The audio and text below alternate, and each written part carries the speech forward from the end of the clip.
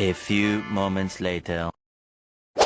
Assalamualaikum warahmatullahi wabarakatuh. Halo semuanya, perkenalkan nama saya Kaila Fidelia Andita Putri dan di sebelah saya ada. Halo semuanya, nama aku Alifah Fitriana Naura. Kami dari kelas 11. Pada kesempatan kali ini kami berdua akan menyampaikan sejarah tentang Kerajaan Banten.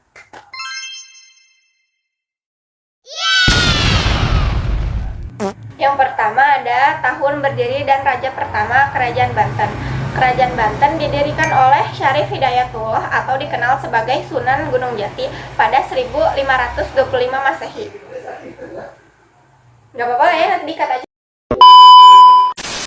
Kedatangan Sunan Gunung Jati ke Kerajaan Banten adalah bagian dari misi Sultan Trenggono dari Kerajaan Demak untuk mengusir Portugis dari Nusantara. Setelah berhasil menguasai Banten, Sunan Gunung Jati segera mengambil alih pemerintahan, tetapi tidak mengangkat dirinya sebagai raja. Pada 1552 Masehi, Sunan Gunung Jati kembali ke Cirebon dan menyerahkan Banten kepada putra keduanya, Sultan Maulana Hasanuddin. Sejak saat itu, Sultan Maulana Hasanuddin resmi diangkat sebagai raja Kerajaan Banten.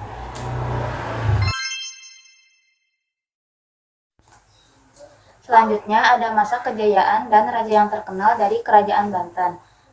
Puncak kejayaan Kerajaan Banten terjadi pada masa pemerintahan Sultan Ageng Tirtayasa pada tahun 1651 sampai 1683 Masehi. Beberapa hal yang dilakukan Sultan Ageng Tirtayasa untuk memajukan Kerajaan Banten antara lain memajukan wilayah perdagangan Banten hingga ke bagian selatan Pulau Sumatera dan Kalimantan. Banten dijadikan tempat perdagangan internasional yang mempertemukan pedagang lokal dengan pedagang Eropa, memajukan pendidikan dan kebudayaan Islam, melakukan modernisasi bangunan keraton dengan bantuan arsitektur Lukas Karpel, membangun armada laut untuk melindungi perdagangan dari serangan kerajaan lain dan serangan pasukan Eropa. Juga Sultan Ageng Tirtayasa menentang VOC di Indonesia karena VOC menerapkan perjanjian monopoli perdagangan yang dapat merugikan Kerajaan Banten. Selanjutnya ada masa kemunduran dari Kerajaan Banten.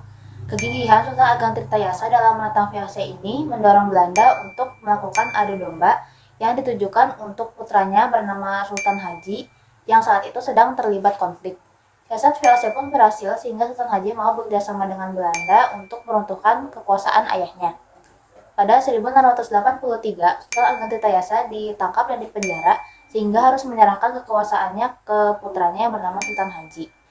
Penangkapan Sultan Ageng Tirtayasa ini yang menjadi tanda berkibarnya VOC di Banten. Meski Sultan Haji menjadi raja, namun pengangkatan itu disertai beberapa persyaratan yang tertuang dalam Perjanjian Banten. Sejak saat itu, Kesultanan Banten tidak lagi memiliki kedaulatan dan penderitaan rakyat pun semakin berat. VOC semakin ikut campur dalam urusan Banten, bahkan meminta kompensasi untuk menguasai Lampung sekaligus hak monopoli di sana. Setelah Sultan Haji meninggal, VOC semakin menekan Kerajaan Banten yang membuat pengaruh Kerajaan Banten ini memudar. Hingga akhirnya pada 1809, Gubernur Jenderal Daendels menghapus Kerajaan Banten untuk mengatasi perlawanan Banten terhadap VOC. Yang terakhir ada peninggalan Kerajaan Banten. Yang pertama ada Masjid Agung Banten, yang kedua ada Masjid Kasunyatan, yang ketiga ada Benteng Keraton Surosowan, yang keempat ada Masjid Pacinan, dan yang terakhir ada Benteng Spelwijk.